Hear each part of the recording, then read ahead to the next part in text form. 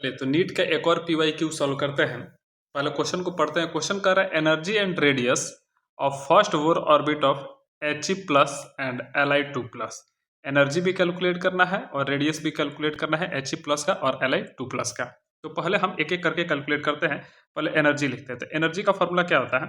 किसी nth orbit का energy लिखते हैं माइनस का 2.18 into 10⁻⁻18 into Z square by N square joule पर एटम ये होता है।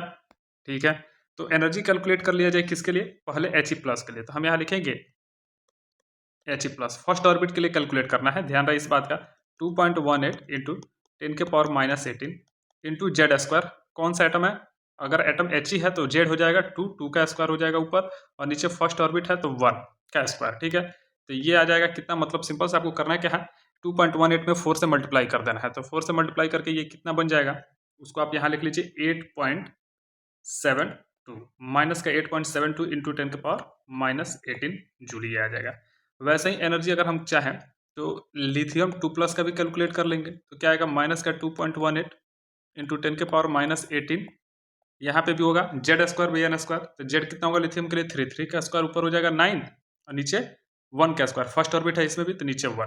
तो इस पर 9 से मल्टीप्लाई कर दीजिए 2.18 में, तो कितना हो जाएगा 19.62 इंटू 10⁻⁻18, यहाँ पे माइनस लिख लेंगे, इतना जूल ये हो जाएगा। तो दोनों एनर्जी हमने कैलकुलेट कर लिया। एक एनर्जी इतना आ गया और दूसरा एनर्जी हमारा ये रहा। ठीक है, दोनों के लिए हमने ऑर्बिट कर एनर्जी कैलकुलेट कर लिया फर्स्ट ऑर्बिट के लिए। दूसरा चीज अपने को कह रहे हैं रेडियस कैलकुलेट करने के लिए।